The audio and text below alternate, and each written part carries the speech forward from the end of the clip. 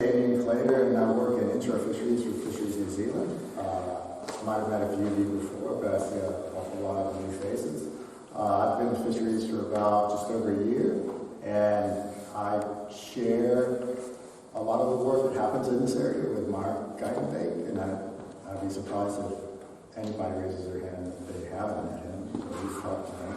But for today, I'd really like to just give a brief overview and talk a little bit about the future opening of the coastal fisheries in terms of the closure that's currently in place.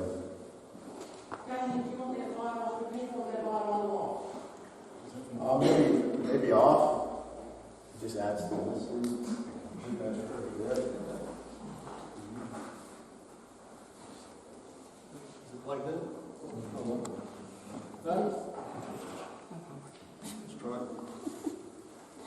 My bad. We don't need that one in Ted. I put in the wrong one.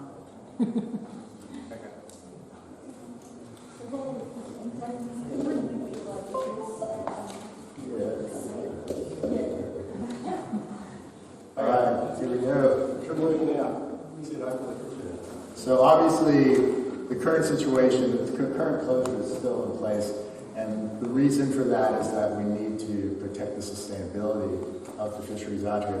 And there's just not enough evidence right now to have us have faith in kind of allowing them to reopen, and that would really risk the sustainability of these fisheries. Look, we know there's been a lot of loss of rocky reef habitat, of biogenic habitat,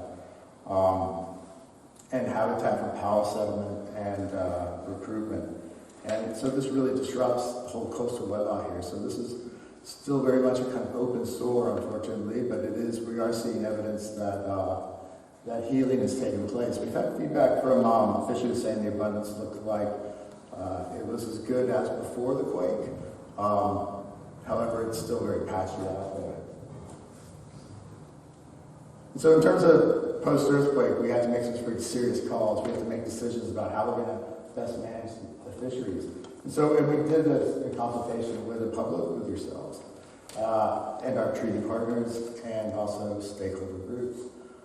Yeah, again, just reiterating that we need to continue with the monitoring of the area, we need to continue gathering the science, and we need to make a decision that's going to be the best decision in the long run. So in terms of when we might make a decision on reopening the fishery, that could happen in middle to late 2020. Again, we need to go over the science and look at what's out there and sit down and really make a evidence-based decision. So what also has happened is we've seen, like you say, a closed area, and all of a sudden you have people that still want to participate in the fisheries of that area. And what they do is they just move to the outside of that area. So in order to address this, we've reduced the recreational daily bag limit for PALA in PALA 3 and PALA 7. So that comes down from 10 to 5, and from the accumulation limit is from 20 to 10. And that applies to those species of PALA. And now these regulations become effective from December 12th. And this is recognizing that, industry's taking a big hit. They're doing their part in terms of there's a closures to the fishery, and there's also recognition that, recreational has a part to play in this as well. So it's important that we address this displacement of effort and lower it to a reasonable level that could support the recreational harvest.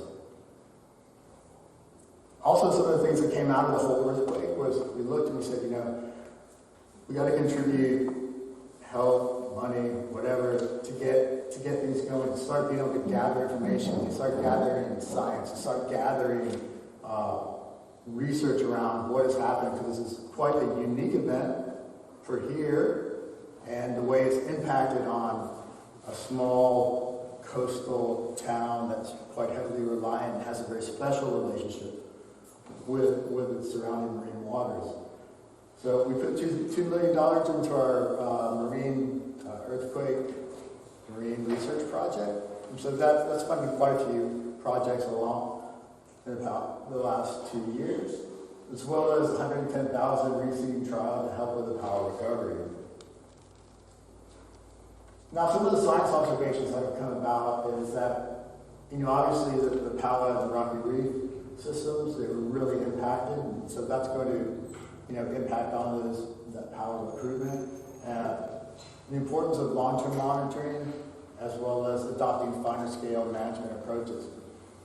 The neat thing that's happening now is that we work quite closely with a lot of the Pala Max and Pala groups, and they've been great about really looking at how they can better contribute to the management of their fisheries. And so they've developed fisheries plans. And so now there's a fisheries plan in effect in Pala 4, which seems to be running great.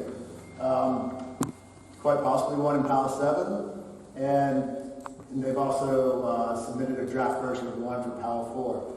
So within this, it allows us to kind of coordinate efforts and gather that fine-scale information and then feed that up the line to the people that are actually out on the waters to better utilize those resources out there. So in terms of next steps, all right, so we're going to continue with the scientific studies, we're going to continue monitoring, and really, it's really important as well, like continued community involvement in management. The people of Kaikoura have been fantastic, whether you're recreational, commercial, just a town person, whatever role you may play in this community, it's been a real pleasure working with you because you guys are really passionate people, and that coming together and getting stuff done, in the long run, I just think that's fantastic. And I just want to say thank you for what you've done in that space, and I look forward to the continued kind of developing that relationship.